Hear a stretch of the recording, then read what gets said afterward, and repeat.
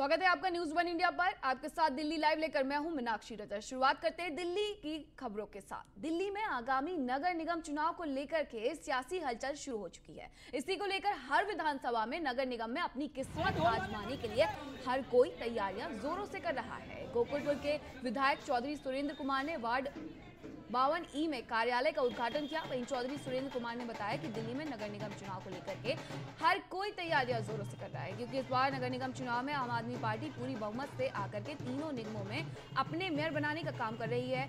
इस बार आम आदमी पार्टी के कार्यों को लेकर के नगर निगम में भी आम आदमी पार्टी को मौका देने का मन जनता ने बना लिया है। वहीं चौधरी सुरेंद्र कुमार ने बताया कि बीजेपी से जनता काफी परेशान हो चुकी है और जनता नहीं बल्कि नगर निगम के कर्मचारी भी भारतीय जनता पार्टी के पार्षदों के कार्य से नाखुश दिखाई दे रहे हैं।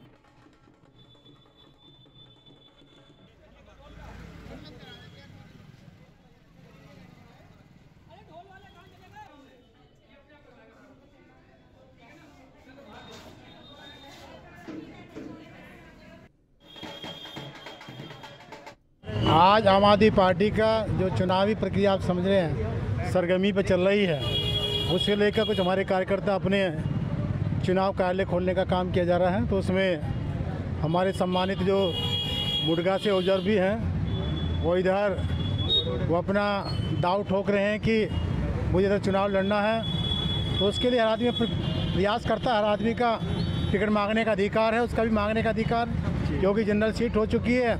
पहले तो रिजर्व सीट के लोगों की का हक था, अब रिजर्व वाले मांगते हैं और जनरल वाले मांगने का काम कर रहे हैं। तो क्या नाम है, मैं ये कहूँ कि काम आसान हुआ या मुश्किल हो गया? ये काम और ज़्यादा मुश्किल हो गया है जी, कि जो लोग 2 साल से लगे हुए थे उनकी भी चाहत बनी है। कुछ लोग नए आए, लेकिन जो भी पार्टी आदेश करेगी, जिसको भी सिंबल दे के भेजेगी, जिसको टिकट लेके भेजेगी, हम उसको जिताने का काम। देखो, आज इस वार्ड के अंदर आम आदमी पार्टी का कार्यालय खोला गया है। माननीय विधायक चौधरी सुरेंद्र कुमार जी के नेतृत्व में खोला गया है।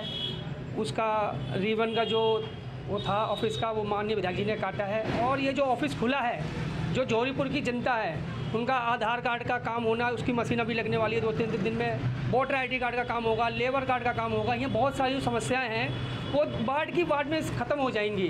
उनको MLA ऑफिस तक नहीं जाने दूंगा, कोशिश यही रहेगी हमारे लोगों की, और हम सारा क्षेत्र में काम करें और जो भी हमारे लिए आदेश होगा हम उस आदेश को पूरा करें।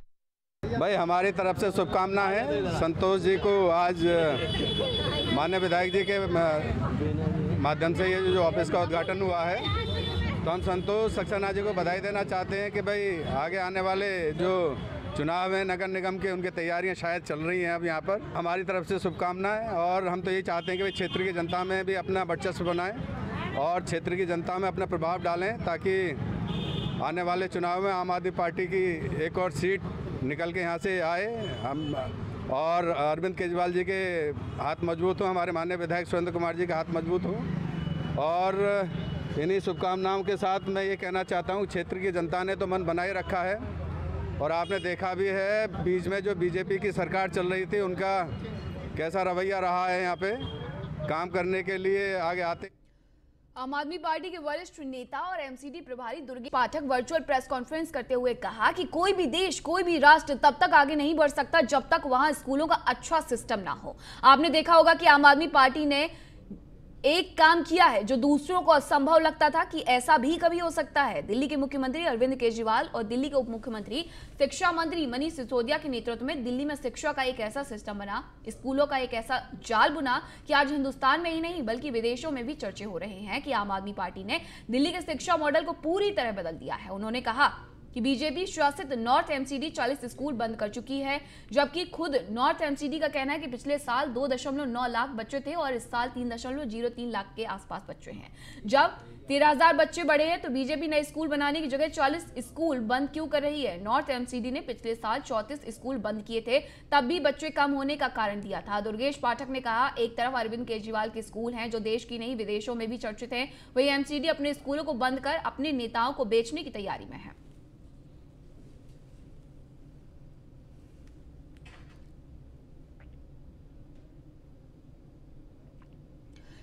खबर मुखर्जी नगर से, जहां पुलिस ने अंतर्राष्ट्रीय कॉल सेंटर का भंडाफोड़ किया है। कॉल सेंटर को चलाने वाले युवक लोगों की प्रोफाइल हैक कर पैसों की डिमांड करते थे। पुलिस ने आरोपियों के पास से 4 लैपटॉप, 6 मोबाइल फोन बरामद किए हैं। फिलहाल इस पूरे मामले में पुलिस ने 4 युवकों को गिरफ्तार किया है।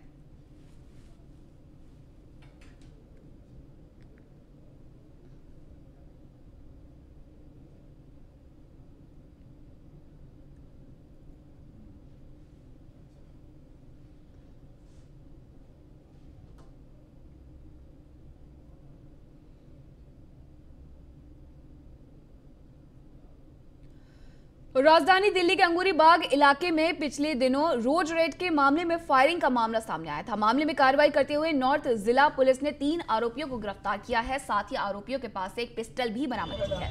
बताया जा रहा है कि रोड रेज के मामले में तीनों आरोपियों ने फायरिंग की वारदात को अंजाम दिया था। सागर सिंह कलसी, डीसीपी नॉर्थ ने यह जानकारी दी है।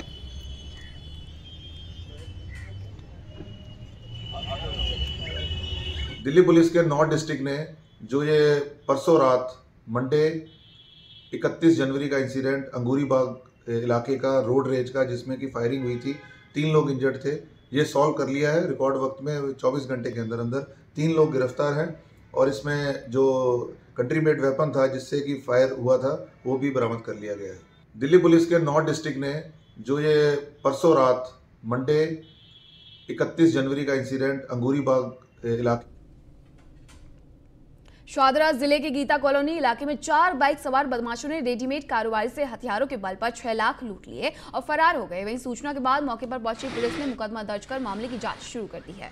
पीड़ित कारोबारी के बेटे सुंदर चांदना के मुताबिक उसके पिता मंगलवार रात गांधीनगर स्थित रेडीमेड की दुकान बंद कर गीता कॉलोनी अपने घर स्कूटी से लौट रहे थे। इसी दौरान गीता कॉलोनी 9 ब्लॉक में 4 बाइक सवार बदमाशों ने पहले उनकी स्कूटी में टक्कर मारकर उन्हें रोक लिया और उनसे झगड़ा करने लगे। इस बीच तीनों बदमाशों ने उन्हें बंदूक सटा दी और उनकी स्कूटी लेकर फरार हो गए। फिलहाल पुलिस ने मुकदमा दर्ज कर मामले की जांच शुरू कर दी है। स्कूटर छीन लिया था, दुकान से वो घर के लिए आ रहे थे तो रास्ते में 2 लड़के बाइक पे थे और एक बाइक पे 3 लड़के थे। उन्होंने साइड से टक्कर मारी। पापा ने कहा भाई चला कैसे रहा है, तो वो कह रहा तू चला कैसे रहा है वो चाचा करके उसमें से एक लड़का उतरा और उसने सीधा रिवॉल्वर लगा दी पापा पे। और बस फिर पापा एकदम उतर गए। इतने में पीछे वाले 2 लड़के आए, उन्होंने फिर एक रिवॉल्वर उन्होंने भी लगा दी, एक ने माथे पे और एक ने यहाँ पर। तो बस पापा उतरे और उतर के पापा ने स्कूटर से साइड खड़े हो गए। वो एक लड़का उनमें से स्कूटर लेके चला गया। स्कूटर में पैसे थे हमारे 6 लाख रुपए बैग में, बस वो बैग लेकर चले गए और वो यहाँ पर थाने के पास लगा कर चले गए। ये भी अभी मैं इधर से आ रहा था तो मैंने देखा स्कूटर खड़ा है यहाँ पर, तो मैंने फिर अंदर इन्फॉर्म किया, स्कूटर छीन लिया था। साउथ दिल्ली के एमबी रोड पर गरीब लोग भीख मांगकर अपना पेट भरते हैं। ठंड के दिनों में उन्हें ना तो दिल्ली सरकार और ना ही राज्य सरकार की तरफ से किसी प्रकार की कोई मदद मिल रही है, ना ही खाने पीने की व्यवस्था है और रहने के लिए खुले आसमान में रात गुजारने को मजबूर है। जबकि दिल्ली सरकार और राज्य सरकार गरीबों की मदद के लिए बड़े बड़े दावे कर रही है। सवाल ये है कि इन गरीबों को आखिरकार कब तक ठंड के इस मौसम में मदद मिल सकेगी।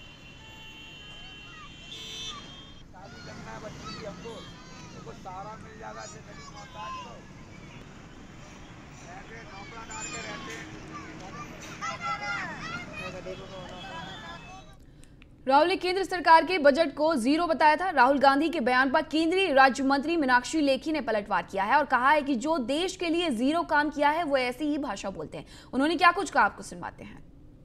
बातचीत करने के लिए केंद्रीय मंत्री मीनाक्षी लेखी जी, मैम बजट पेश हुआ है, राहुल गांधी कह रहे हैं कि जीरो बजट है। जिन्होंने जीरो काम देश के लिए किया हो वही इस तरीके की बात कर सकते हैं, क्योंकि बजट जीरो नहीं है, लेकिन ये लोग जरूर जीरो हो गए हैं। सबसे बड़ा सवाल मैम, अब यूपी में चुनाव है, जयंत चौधरी अभी अखिलेश यादव के साथ चले गए हैं, वो कह रहे हैं कि मुझे भारतीय जनता पार्टी का हेमा मालिनी नहीं बनना है। देखिए, वो भारतीय जनता पार्टी में रहने लायक नहीं है। अब जिस तरीके की भाषा का वो प्रयोग कर रहे हैं वो इस लायक भी नहीं है कि उनको टीवी पे दिखाया भी जाए। बिल्कुल, तो ये थी हमारे साथ मीनाक्षी लेखी जी, जिनका साफ तौर पर कहना है कि निश्चित तौर पर इस प्रकार की भाषा अमर्यादित है। वीडियो जर्नलिस्ट नरेंद्र गोसाई के साथ पीयूष तिवारी, नई दिल्ली। कल बजट पेश हुआ और आज प्रधानमंत्री ने बीजेपी कार्यकर्ताओं को संबोधित किया। इस मुद्दे पर न्यूज वन इंडिया से खास बातचीत करते हुए केंद्रीय मंत्री महेंद्र नाथ पांडे से न्यूज वन इंडिया संवाददाता पीयूष तिवारी ने खास बातचीत की है। सर आज कल बजट पेश हुआ, आज प्रधानमंत्री ने आप लोगों से बातचीत की, क्या कुछ कहा?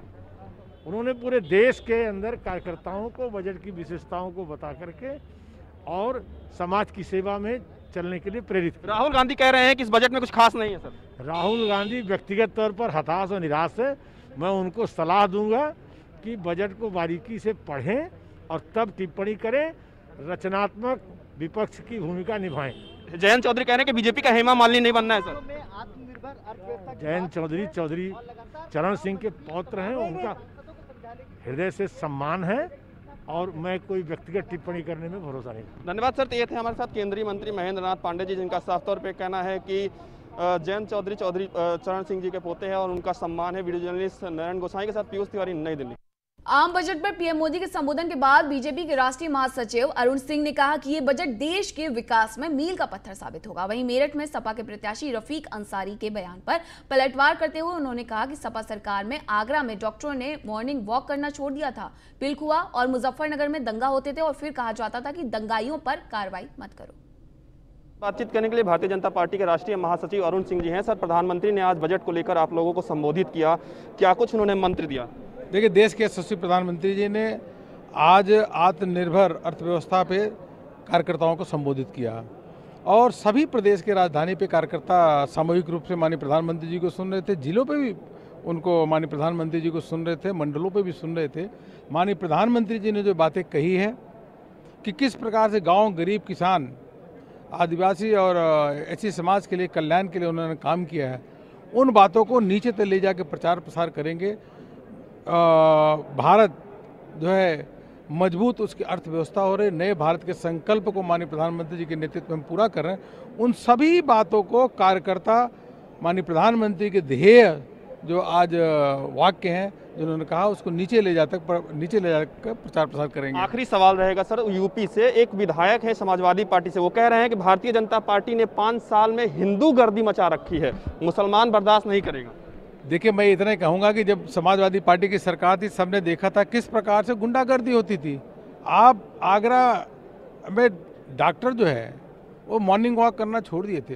पिलखुआ में दंगा, कोसी में दंगा, मुजफ्फरनगर में दंगा, 300 दंगा होते थे और फिर भी कहा जाता था दंगाइयों पे कार्रवाई मत करो। और कौन कहता था? आजम खान से लेकर के अन्य कई लोग उनके मंत्री कहते थे और दंगा रुकता नहीं था।